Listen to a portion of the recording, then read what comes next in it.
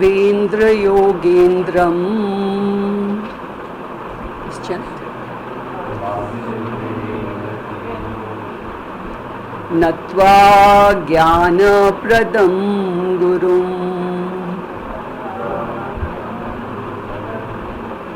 Mumukshunam Hitarthaya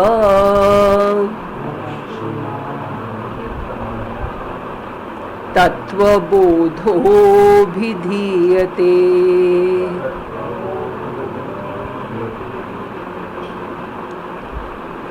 So getting this para-vidya or not getting it is actually not a choice for a human being, because without this para-vidya, there is no chance of a human being being happy, secure and comfortable with himself. This mithya jagat with all its glitter and glamour, which is ephemeral, has no capacity to give long-lasting happiness and security to a human being. It can make us physically comfortable. Externally it can make us comfortable, but it cannot make us comfortable with our own selves. And so due to lack of this para-vidya, all the human beings are suffering. It is only to remove this suffering. The Shastra is giving out this knowledge for the well-being of the human being. The word Shastra means Shashanat Trayate iti Shastra. Trayate means protect. It comes from the root Tram, which means an armor or a shield. So this knowledge is shielding us from sorrow in life. This is a very important thing, which is not understood here. We think it is like one of an option here in life. It's not, it's a necessity. And no other species is suffering here except the human being, because the human being has an evolved mind, it has the faculty of self-consciousness, because of which a human being has a perception and a conclusion about his own self. It's because of this kind of mind we have. And not having this knowledge or being in the grip of Maya, the conclusion which the human being makes is wrong. It is a mistake. He misses the reality and he takes the unreal to be himself. First, there is non-perception, which leads to misperception. Non-perception is that I don't know that my reality is Atma, and the misperception is that I take myself to be this individual, this ahamkara. And this ahamkara, in the scriptures is compared to a snake. It gives so much of fear to the human beings, and also in every interaction it goes around stinging everyone. See how an egoistic person interacts, they hurt other people. So this ahamkara is the biggest problem. Yatra yatra ahamkara, tatra tatra samsara. This samsara cannot go till I take myself as an ahamkara. Only with this knowledge, with this para vidya, this ahamkara snake can be defanged. It can be known as a mithya product, and then this ahamkara itself becomes an alankara. It becomes an ornament for the human being. That is what Lord Shiva is wearing around his neck. Those snakes which he is wearing is meant to tell the humans that you must make your ahamkara into alankara by getting this para-vidya. Without this para-vidya, the problem is not going to be solved. So the aim of all the scriptural texts which is giving this para-vidya is only to see that all the human beings are happy and peaceful with themselves, This is the aim of all the scriptural texts, And so doing the same, Tattva Bodha is analyzing the human being, so that every human being knows his reality. Only then can he be comfortable with himself. So this analysis which Tattva Bodha is doing is known as Tattva Vivekaha, which we've seen. And the Viveka starts with the disclosure that the human being is composed of two components. A human being has a part called Atma, and another part which is anatma. The atma component of the human being is this conscious which is within us. I'm conscious, I'm alive is because of the atma component. So atma component is the spiritual component. It is invisible, it is immortal, it is partless, it is satyam, it is the truth, it is the principle which exists independently. It doesn't need anything else for it to exist, and it is the Chaitanya Tattvam. It is life, it is consciousness. And the anatma component is the material component which is made up of matter. It is visible, it is mortal, it is inert in its nature. It's called Jada Tattvam, It becomes alive only when it gets pervaded by Atma. Just like all these electrical gadgets are functioning when the invisible electricity is passing through them. Similarly, this Atma, this Sharira of ours, becomes alive, becomes functional when the Atma pervades it. And the Anatma is the Mithya component. It is not an independent component, it is dependent on the Atma for its existence. Now both these Atma and Anatma, they are mixed together. That is the biggest problem, So in no state of existence can we physically separate these two. Atma and Anatma can never be separated physically. Hence the entire understanding, the entire study is cognitive. It is an intellectual understanding about who I am, because physically it's not possible. So this is a difficult task, and making this very difficult task very easy, only the Shastra can do that. Nobody else. That's why science has not reached here, So the Shastra uses certain methodologies, by which it is going to analyze the human being and first point out the anatma because it's visible. And then by the method of negation, it is called neti. Na iti, I am not this, I am not this. The anatma component is negated, and then we realize who we are as my real nature, which is the Atma. So the study is always of the anatma, because anatma is visible. This is anatma. My sthul shariram is anatma, Even the sukshma shariram is anatma, but that is not visible to everybody. But because it is visible to the person, each individual knows his sukshma sharira, So the study begins with the study of anatma first, because it is easily comprehensible. So the scriptures tell us that the anatma portion again is made up of two components. One component is the gross matter and the other is the subtle matter. It is called gross because it is visible, and subtle because it is not visible. The subtle component of ours is not visible to everybody, We have a large component inside us which is invisible. That is why this whole thing is so mysterious, and science has not been able to solve this up till now. So the anatma component, now we know, is made up of gross matter. One layer is there in us which is gross matter, and one layer is subtle matter. Now both these layers, gross and subtle, in turn are made up of many parts.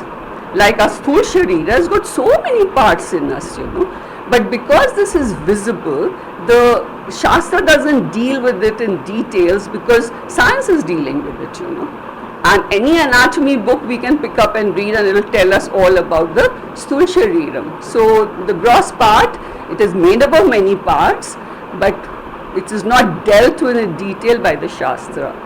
The subtle part also is many parts put together is the subtle part.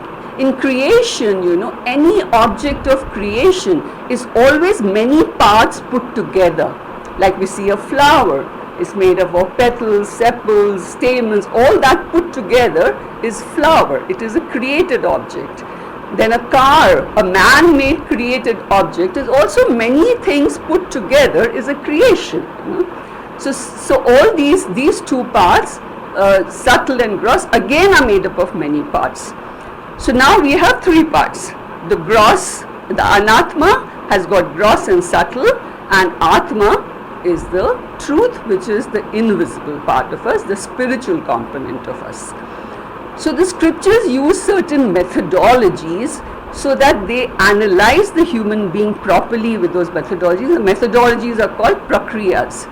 By these prakriyas, a human being is thoroughly analyzed, and distinctly they are told, see, this is the anatma part, which is mithya, and once you negate this part, you will come to your reality, which is the atma, So the prakriyas which Tattva Bodha uses are three.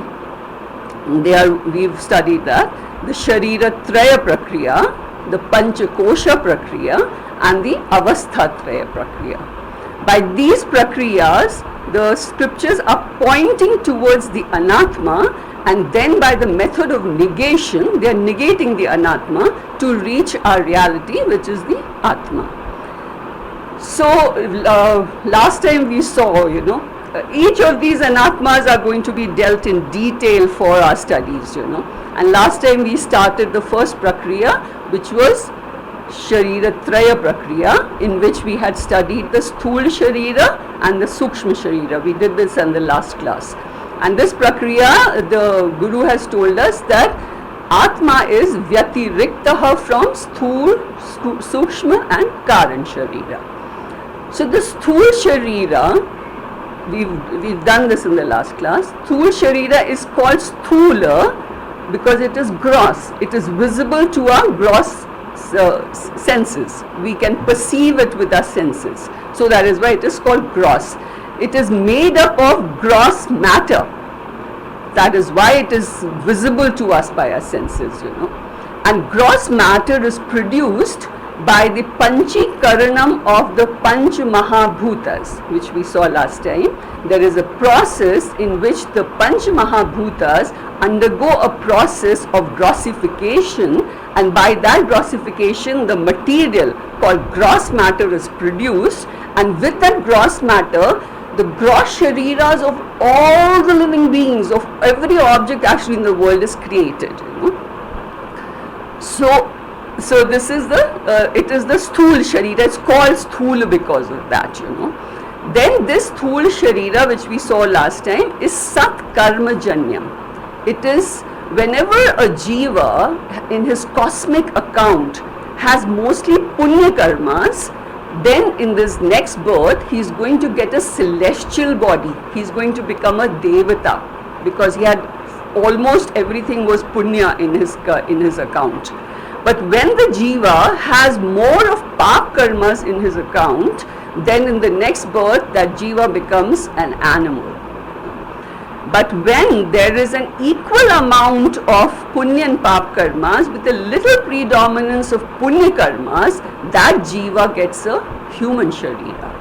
So the text was telling us that this Sthula Sharira is Sat Karma Janyam, and it is got because of punya karmas, and it is meant for Sat Karmas. We have to do punya karmas here in this world, If you see the nature all around, everything is only serving the others, It is said, Paropkaraya Vahanti Nadyaha, Paropkaraya Duhanti Gava, Paropkaraya Phalanti Vrikshaha, Paropkaraya Idam Shariram.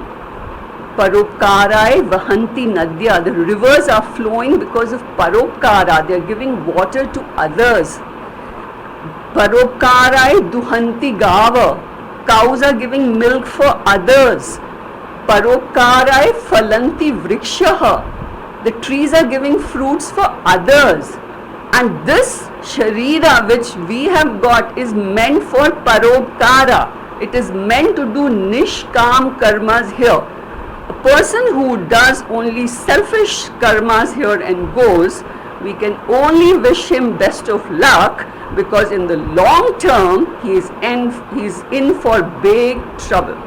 There is nothing but trouble in front of him if he is going to live a selfish life. This Sharira is not meant for selfish living. This is very clearly told by the scriptures. Then we had read that this Sharira is Bhoga Yatnam. Bhoga is the experience of our karma phalas. Whatever karmas we have done in our previous janmas and even this janmas, we have to face its phala here, And the phala comes as the form of sukha, dukha or mishrit, the neutral experiences we are going to get here.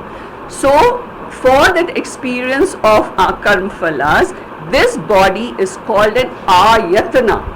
Ayatana means a platform, an office or a tenement from where a person interacts with this world. Like any person who does business or any work in this world needs a place from where he can interact, from where he can do his work, So similarly, this body is only a tenement which we have rented because of our karmas, and through this the jiva which is inside is interacting with this world. The Sthula Sharira is nothing more than that, So too much of importance need not be given to the Sthula Sharira. So this is also, which we saw last time, it has 6 kind of modifications from the time of birth to the time of death. This Sthula Sharira keeps undergoing different modifications, and it is Shad Vikaravat, which we had read. The Shad Vikaras are Asti, Jayate, Vardhate, Viprinamate, Apakshiyate, Vinashyati. Asti is when the embryo is conceived in the womb of the mother, it has come into existence. From unmanifest condition, it has come into existence. Is the first stage of Sthula Sharira. Then after being there for 9 months, the next modification happens, which is Jayate. It is born. Then after being born, Vardhate, it's going to grow. It grows till a limit of 18-20 years. The physical growth is taking place in a person. That is the third modification of the Sthula Sharira. Then the fourth is Viprinamate. In Viprinamate, the physical growth has been stopped, but there is inner maturity which is taking place due to the experiences the jiva is getting, So he is becoming mature. It's called the stage of metamorphosis.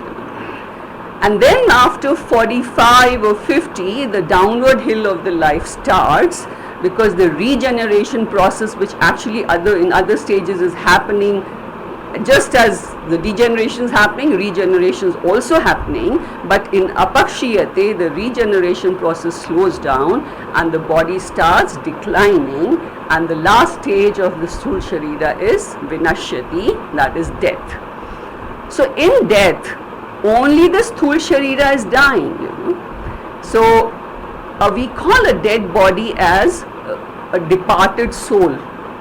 So he is departed, we say. What is the departure always indicates travel. We depart when we are traveling, So the jiva has departed. The invisible jiva leaves this visible Sthula Sharira at the time of death when the prarabdha karma gets over. And the departure is that the whole process is invisible. So he moves on, and then eventually he has to get another Sthula Sharira because he is still trapped in the cycle of birth and death. And when he gets another Sthula Sharira, it can be of any species.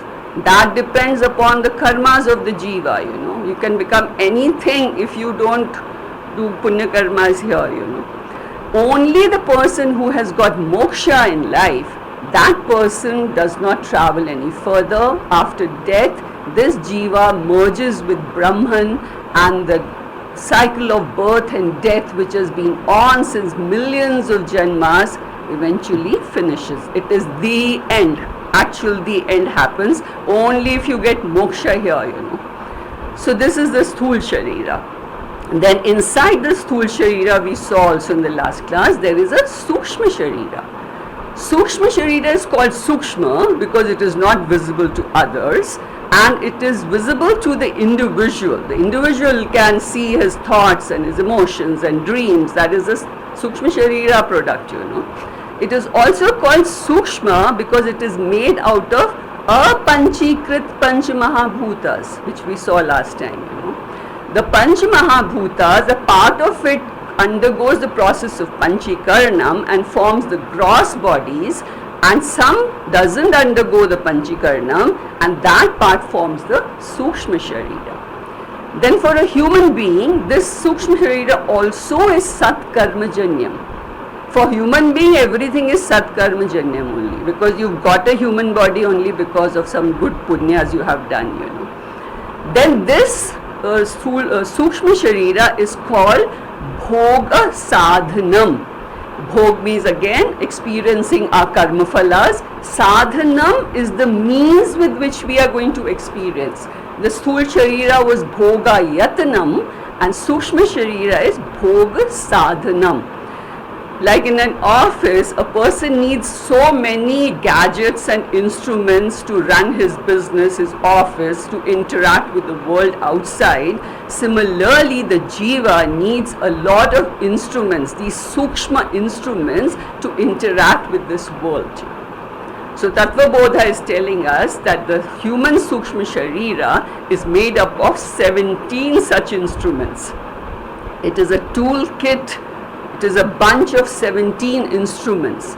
So out of these 17, there are 5 Jnanendriyas, Panch Jnanendriyas, which are the organs, the 5 senses of perception by which I perceive this world, by which the input is coming from the world. Then there are 5 Karmendriyas by which I respond to the world. This is the output giving instruments, Then there are Panch Pranas. Pranas are the vital energy force within us, which energize and vitalize our entire body. And then there are 2 subtle instruments, the coordinating instruments called Man and Buddhi. So the total of 17. In some text of the Shastras, this Man and Buddhi is further divided into Chit and Ahamkara, and there the total Sukshma Sharira is 19 in number. But wherever Ahamkara and Chit is not mentioned separately, it must be understood to be included in Man and Buddhi. So these are our 17 instruments with which I interact with this world. Now what is present in the Sthula Sharira, like the eyes, the nose, the ears, the brain, this belongs to the Sthula Sharira, and it is known as Golakam. This is analyzed by science, and it is treated by medical science also. Doctors can treat the Golakams, but inside the Golakam there is that sense which makes this organ function, which is inapproachable by science, which is inapproachable by medicine. That is not treatable by medicine. But I know my Sukshma Sharira. That is why when the doctor is treating the Golakams, like he is testing my eyes, he has to ask me, can you see? Because he can't figure out whether I can see or not. He can't see my Sukshma Sharira, When he treats my ears, he will ask me, can you hear? After the treatment, no, he'll do all that. Can you hear? What is that signifying? He can't figure out. Can't you figure out with all your gadgetry whether I can hear or not? No, he cannot figure out, because that is out of his reach. This is a Sukshma Sharira, And that Sukshma and Sthul Sharira are separate is also proven at the time of death. Now, at the time of death, in a dead body, all the Golakams are present. The eyes, ears, nose, everything is present in a dead body, but it's not functional, because the Sukshma Sharira has left the body. That which makes this Golakam functional has left this body. So that is proving that these two are separate. The Sthul Sharira is separate, the Sukshma Sharira is separate. But science says they don't, because their concept is different, they don't know what they're doing, that's why they've not come to the reality. So science says, oh, all that has happened is the heart stopped beating, so it is not functioning. Nothing else has happened. They don't believe in Sukshma Sharira and all that business. They've even done some experiments that, okay, if there is a Sukshma Sharira, then when the person dies, before dying the weight, and then after dying the weight, there should be a difference in weight, like the body should start weighing less because there's something which has left the body. But what happens is after death, the body becomes only more heavy, So there is no way anybody can prove all this. Only the Shastra is telling us all this. And for this, for the beginners, first Shraddha and Bhakti is required, Otherwise most of the people will say, I don't know, what are you talking? Because it's actually unbelievable what Shastra is saying. It's not easily believable, But once you realize, when self-realization happens, everything is there in front of you, So this is what about the Golakams and Indriyams. So the Golakams are objectively available and the Indriyams are subjectively available. Now the Guru is going to talk about all these instruments, and first he will take up the Gyan Indriyas. So we will read about the Gyan Indriyas. Shrotram, please read. Tvak, Chakshuhu, Rasana, Granam, Iti, Panch Gyanendriyani. Shotrasya Digdevata, Tvacho Vayuhu, Chakshuha Suryaha, Rasanayaha Varunaha, Granasya Ashvinau, Iti Gyanendriya Devataha. Shotrasya Vishayaha Shabd Grahanam, Tvacho Vishayaha Sparsha Grahanam, Chaksho Vishayaha Rupa Grahanam, Rasanaya Vishayaha Rasa Grahanam, Granasya Vishayaha Gandhagrahanam iti. Now not only will we come to know, there's such beautiful Sanskrit words, in this which one can learn, and Sanskrit is such a beautiful language, So, talking about the Gyanendriyas, the first which he takes up is Shrotram. Shrotram, the ears which are present in the Sthul Sharira, these are made up of external ears, middle ears, internal ear. The ear has three parts: external, middle, internal ear it is, This entire thing belongs to the Golakam. But in the Golakam, the sense of hearing which is present, that belongs to the Sukshma Indriyam, the Gyan Indriya. So this is Shrotram. Then Tvaka. Tvak, in the skin in Sanskrit is called Tvaka. Tvak is the skin. Now the skin, it is very significant because the other indriyas are located in some places, like the ears are the sense of hearing is located in the ears, but the sense of touch is present all over the body, So it is not in one place, and it is very significant because it is because of this we are identified with the full body, Because there is a sense of touch. You touch any part of the body, I come to know about it. I am identified with this body, and also I can take care of my body only because of sense of touch. It is very important for our survival. Now, if we touch anything hot, instantly the sense of touch alerts the reflex action. It initiates the reflex action within, and because of it, the reflex action is an involuntary action. We are not doing it thinking and then removing a hand. If I touch something hot, instantly my hand goes back, So there's a reflex set in, and it is this sense of touch is protecting us. It is meant for survival, In the tongue, the sense of touch comes first, and then comes the sense of taste, because the tongue has got two Gyanendriyas, and it is also a Karmendriya. It is also an organ of speech. So tongue is a very powerful organ, And when by chance there are some diseases in which the sense of touch is lost, like leprosy and all, you can't take care of the body because you don't know whether it exists for you or not, So this sense of touch is very important for us. So it comes because of the sense of touch present in the skin. Chakshuhu. In Sanskrit, eyes are known as Chakshuhu. The chakshu, what is present in the in the sthul shariram, the eyelids, the eyeballs and everything inside the eyeballs is the golakam. But the sense of sight which is present in the golakam, which makes these golakams work, is the sukshma indriyam. Then rasana. Rasana is the tongue, and which is the golakam, and the sense of taste present in the tongue is the sukshma gyanendriya.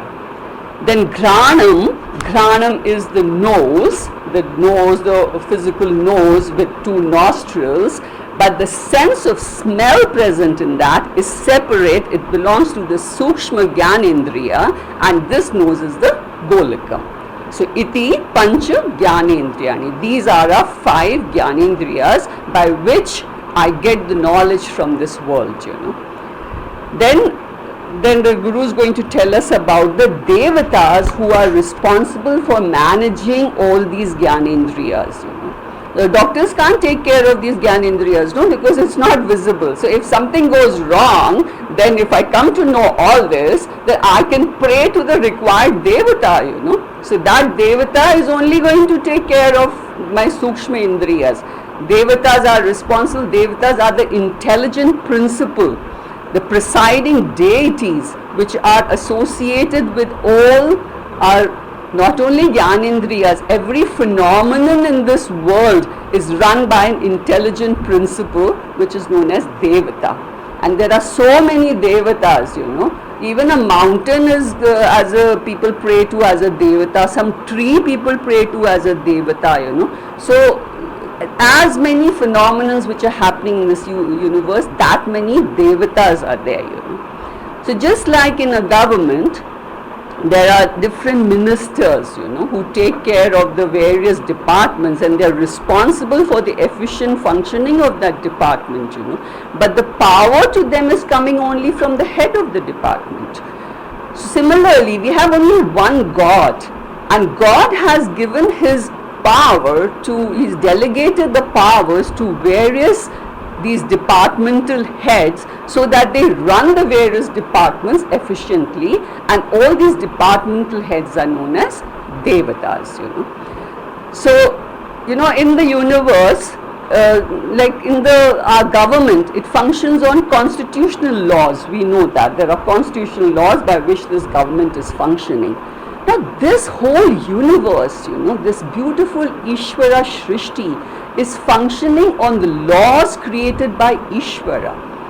There are many laws which are in place here. There are physical laws here, like the law of gravitation, the law of electromagnetism is there. There are chemical laws here, there are biological laws here, there are physiological laws here, there are psychological laws here, there is law of dharma here, there is law of karma here. These laws are created by Ishvara. There is an order in place here in the universe, and the harmony of this cosmos is only maintained by the orderly functioning of all these laws which God has put in place. That is why we say be law abiding, not only to abide by Ishvara's law, but first even abide by the law of the land, because otherwise you're collecting pap karmas in your account, So all this order which is here, it is functioning very efficiently, and that is why the scientists, when they're doing a research on any new medicine or a procedure, they will first try it on a frog, and if it has worked on a frog, they'll try it on a rat, the guinea pig, and then they'll try it on a monkey, and if it has worked for a monkey, they will try it on a human being, because they're so sure about this order. Because like everything is functioning as per a certain order. Our body is functioning as per biological order. The pranas inside the body are functioning as per the physiological order created by God. Our minds are functioning as per the psychological order created by God. Like if a person, this functioning of the eyes, it's in a way everyone's eyes are functioning in the same way. There is an order in which these eyes are functioning. That is why a person who studies this in depth, he is able to treat the eyes, because he knows that this is the way the eyes function. There is an order in place here. As a science student, we at our times, we were first supposed to dissect a frog to understand the systems inside. Then as we went to a higher class, we dissected a cockroach and then an earthworm, and eventually in medical college we dissected a dead human body, only to understand this order of Ishvara, how everything functions. So these devatas, these are in charge of our Jnanendriyas, and they run these very efficiently, and these are not treatable by the doctors. We only have to pray to the required devatas when things go wrong. So the first devata he talks is Shrutasya Dig Devata. So the ears, the sense of hearing is controlled by the devata who's called Dig Devata. The intelligent principle or the devata is always written by a small g, God as small g, and Ishvara is written as God as with capital G. Many times we see God written with capital G, and many times God is written with a small g. So that's the difference. The God is in charge of the entire cosmos, and these devatas are in charge, like they are the finance minister, the defense minister, the education minister. They're taking part of a certain phenomenon in this universe, and Ishvara is in charge of the whole thing. He has given his powers to these devatas, and the punyas and the prayers will also from the devatas, they will go to Ishvara only. So dig in Sanskrit means directions, but the directions in Shastras, they say there are 10 directions, as per the Shastras. Horizontally, north, south, east, west. Then these are 4. Then another 4 is northeast, southeast, northwest, southwest, and then 2 vertical, top and bottom. Total of 10 directions for this planet of ours, But here they're not talking about direction. So this dig word should be understood, because many times in the Shastra it is used for directions. But here they're talking about dig devata, the devata who is responsible for the functioning of this sense of hearing, Then tvacho vayuhu, the devata who is responsible for functioning of the sense of touch in our skin is called Vayu Devata. He is not the Vayu outside, but he is the Vayu Devata. But Vayu also we experience only by sense of touch. Only when the breeze touches us, we come to know about the breeze, So that is the correlation. Then Chakshuhu Suryaha, the Devata who is responsible for the functioning of our eyes is Surya Devata. So familiar for all the Hindus, because all the time we are praying to Surya Devata. While chanting Gayatri Mantra, we pray. While doing Sandhya Vandanam, we pray. While doing Surya Namaskara, we pray. We pray to Surya Devata all the time, In Hinduism, we are always praying to Surya, and the Muslims are praying to the moon, That's the difference. For us, it is Surya Devata, Then there is a very important prayer which is known as Aditya Hridayam.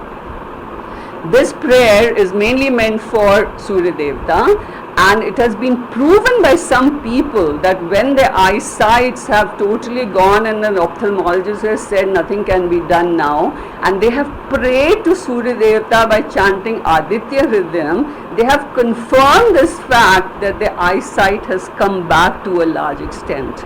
So anyone who is having some defect in the eyes can chant Aditya Hridayam, which is available on YouTube, and pray to Surya Devata, especially when the early morning sunrise at that time, So Surya Devata. Then Rasanayaha Varunaha. Varuna Devata is responsible for the functioning of our sense of taste. Varuna Devata is deity of water.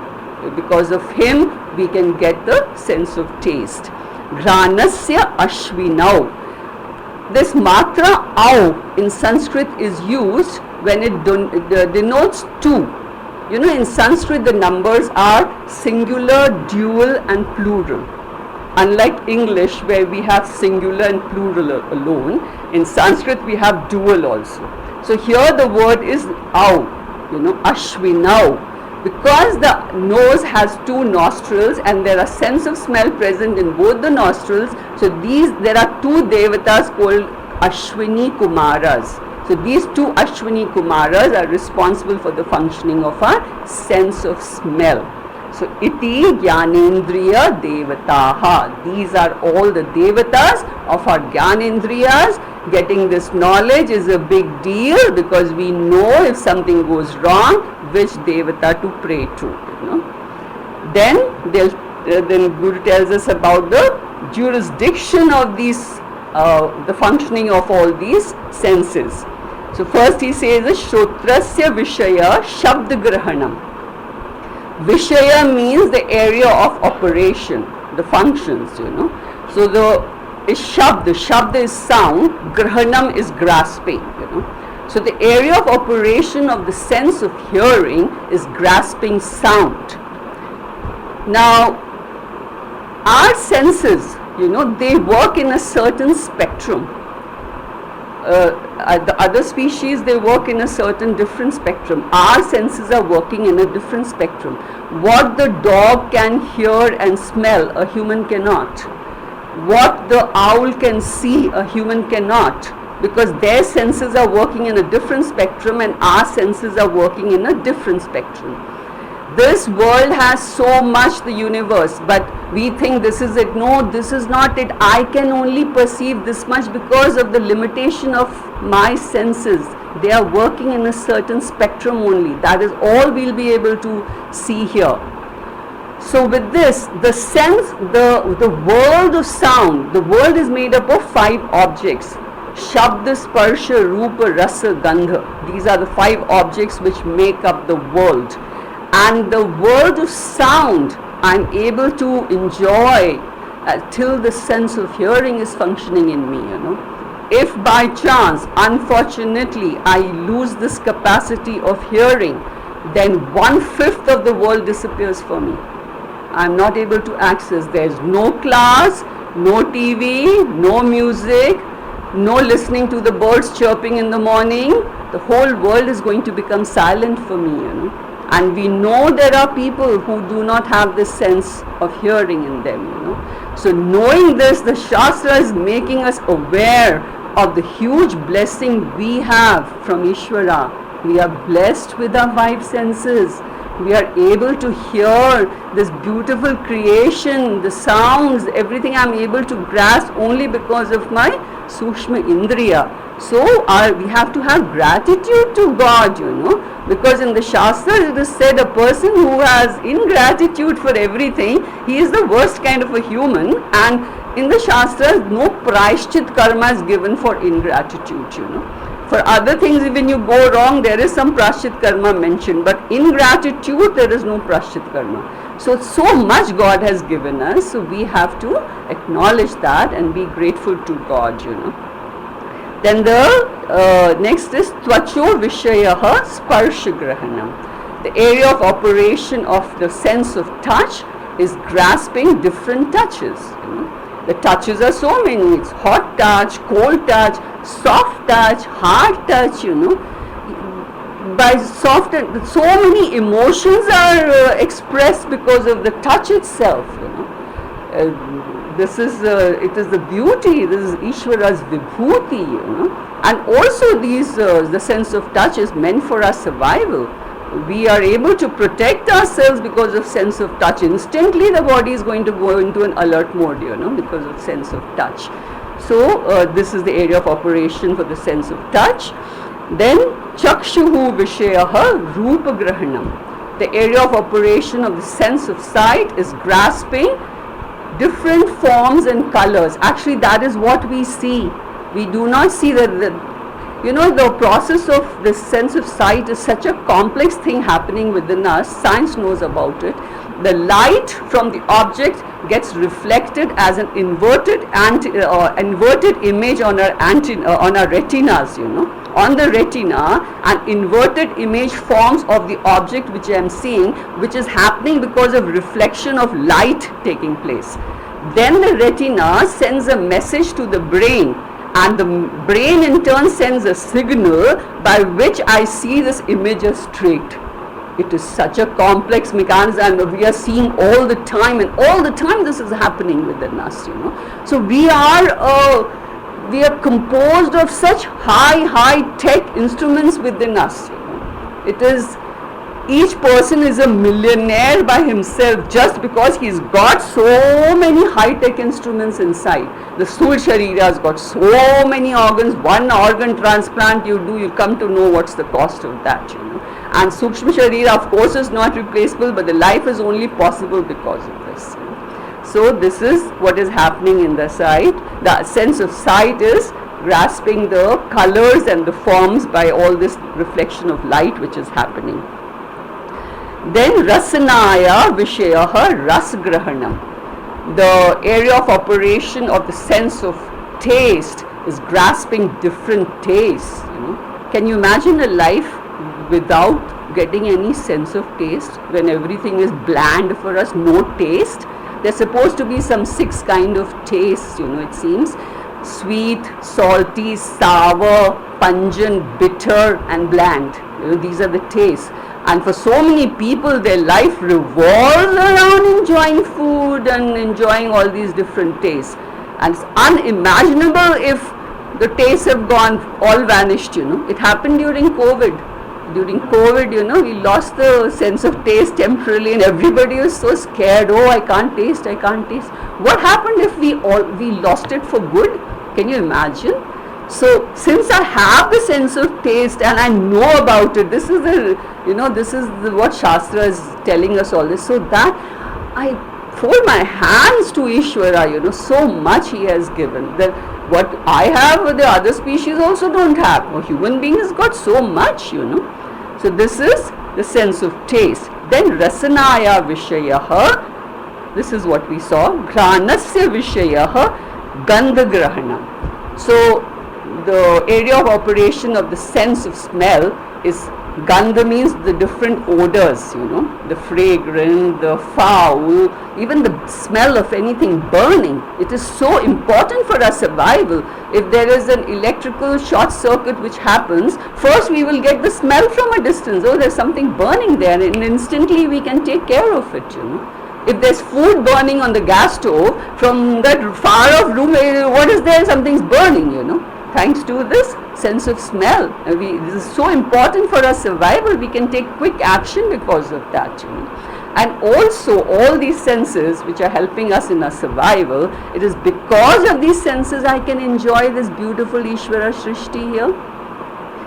It is such a beautiful Shrishti, and if a person is not able to appreciate, then it is his own loss, if he is not able to appreciate. You just sit outside and just look at those beautiful birds. They fly in formations, It is such a treat to the eyes. But then the person has to have the leisure and the mind to appreciate this beautiful Shrishti. But another capacity these senses have, so we should never overindulge in them, because they have a capacity of addiction, They can get addicted, and once they are addicted to a sense object, they're going to drive us to the sense object, They are powerful in themselves, they have a lot of power. They are compared to the 5 horses attached to the chariot of life, That chariot, it's there in many of the scriptural texts, that picture. The chariot is the Sthul Sharira, and these 5 horses are our 5 senses, which are driving the chariot. And if these are not managed properly, if we overindulge and they get addicted, we don't know how to manage them, they'll derail our life. They'll take a chariot and they'll dump it somewhere, finish life, it will be doomed. So these Gyanendriyas, we have to know that who are the Devatas, where they function, and how we are supposed to manage them. All this information is given for the Gyanendriyas. We'll just read the Karmendriyas also. Vak, Pani, Pad Payu, Upasthani, Iti, Panch Karmendriyani. Vacho Devata Vannihi, Hastayo Indraha, Padayoho Vishnuhu, Payoho Mrityuhu, उपस्थस्य प्रजापतिः इति कर्मेन्द्रिय देवताः वाचो विषयः भाषणम् पायोर्विषयः वस्तुग्रहणम् पादयोर्विषयः गमनम् पायोर्विषयः मलत्यागः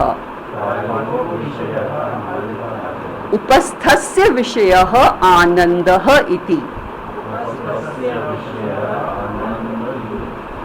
So the five organs, the karmendriyas by which we respond to this world are vak, pani, it is not pani, it is pani, padaha, payu, upasthasya iti pancha karmendriyani. So first is the vak shakti. This is very, very powerfully developed in a human being, this powerful speech which we have, it is only second to the intellect a human has. The highest organ in a human being is the intellect. That is why he's got that, we say viveka, vivek chudamani. It is the chudamani, it is the highest thing because of the kind of intellect the human being has. And the second to the intellect is only the power of speech which a human being has. It is very well developed in a human being, and the power of speech in a human being is worshipped as Saraswati Devi. It's very powerful. Every, the knowledge gets verbalized and communicated only because of this power of speech. What Adi Shankaracharya ji taught 1200 years ago is still being communicated today only because of this power of speech. So this power of speech, from the intellect, the knowledge gets converted into thought, and the thought gets converted into speech. In the animals, both intellect and the speech are very rudimentary, they're not well developed. But in a human, it's very well developed. There are so many languages here. Look at the variety. This is all because of the power of speech. But this power of speech, should never be abused, because God has given this freedom to us to use it. Because hard, hurtful words should never be used, because they can break hearts, they can break families, So God gave us a freedom here, but if you're going to abuse it, then you are, inviting trouble for yourself. That is why in Bhagavad Gita, Bhagavan Krishna says, Anudvegakaram vakyam satyam priyam hitam cha yat. Udvega is the agitation which gets created in the mind.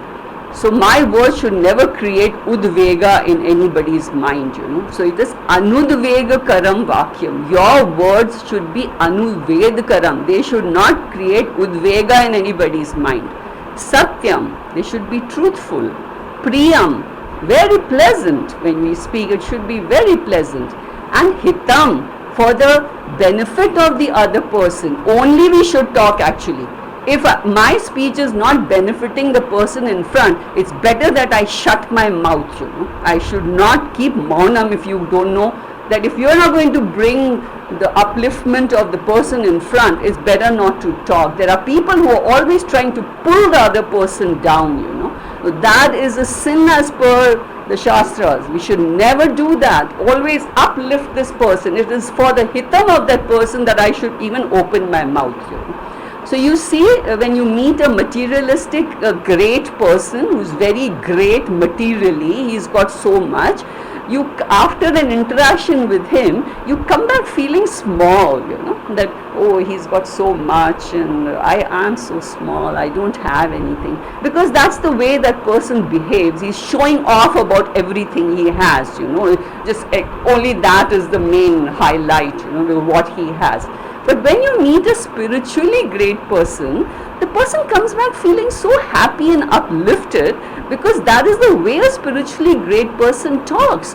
His idea is only to uplift this person and never pull down a person, No, everybody is coming from different backgrounds. Everybody has got education, family, a huge background everybody has. Keeping that in mind, there may be something a person is saying which is It sounds crass, it doesn't sound very polite, but that's his background. You call somebody, these people who work for you, so and so, they will say. That itself is like, so karkarash, it is so crude. But then that's where they come from. And their parents don't teach anything. They just produce the child and leave it, and the child just grows up like an animal and behaves like an animal. He's not groomed, he's not taught, he doesn't go to school. The teachers also give up their hands. You go, we can't handle you. So when I interact with such a person, the first thing is, okay, it doesn't sound good at all because they're not polite, they don't know the polite words, they don't know anything. But if I understand that, I'm not going to have any problems with that person. But my intention should always be to uplift that person, So the power of speech is very important, Also it is used for good communication. Where you must open your mouth, you keep your mouth closed. Where you should close your mouth, you keep opening up the mouth. So you don't know this art of communication, and this can cause so much of misunderstandings. When people have to actually say something, they're just keeping mum. They're not saying anything, and that has created a communication gap, and the families break, and so many problems happen because of this communication gap. So communication is very important, and some people have this gift of the gab. They know this art of communication. They have turned it into their profession actually, They're earning millions just because they know how to talk well. They've not really studied well, but they can communicate well, they can just talk. There are people, those comedians and all that, from where they have no education, nothing, but today they're millionaires because of this gift of the gab, they know how to talk. So this is Saraswati Devi, the power of speech in a human being, and this is the first karmendriya which we have, which is Vak Shakti, Then the second is Pani. Pani is our hands, So imagine a life without hands.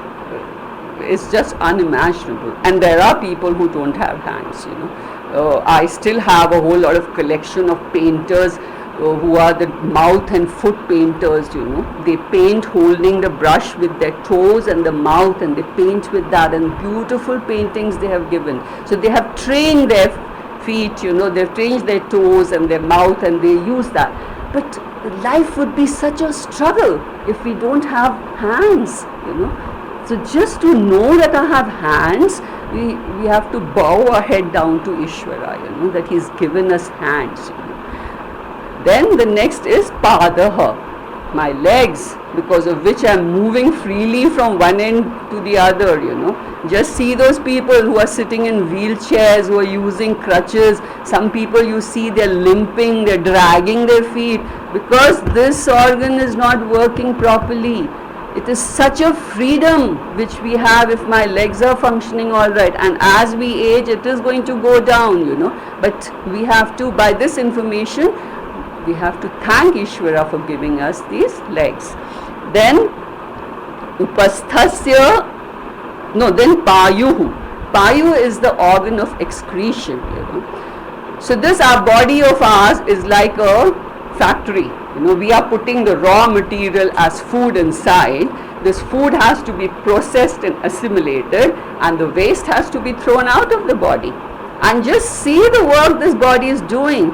It is segregating the waste so well, the solid waste, the liquid waste, and then it is thrown out of the body, So this is what the body organs of excretions are doing here.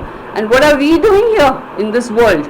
Just look at the dirt. One thing we are ashamed over this country is the dirt and filth around, because neither the municipality does any segregation nor the citizens, The citizens, the highly populated country in the world, don't know where to put the garbage. Along the roadside, there is only this construction rubble and dumps of garbage, It's such a beautiful country, but it is full of dirt and filth. Open the car window, throw out the stuff, what I'm holding. In foreign countries, they're all carrying garbage bags inside the car, and they collect everything and they segregate the waste and throw it. but not us, But look at what our body is doing. Does it need any effort? We are just going on eating food, and it is processing the food, throwing out the waste, and segregating the waste properly. Then upasthasya is the organs of procreation, because of which the species are propagated. All the species are propagated because of this, and the family lineage is continued because of this. Every person in the child, they see themselves in the child, that a part of me is alive in that child. After death, they feel that, and death, a part of me is going to continue living. That is why in the obituary column it says, survived by son, daughter, this and this, So this is because of the organs of procreation, that our lineage is continued and all the species are maintained. We've already finished the time. We'll continue next time. Om Purnamadaha Purnamidam Purnat Purnamudachyate Purnasya Purnamadaya Purnameva Vashishyate. Om Shanti Shanti Shanti Hari Om.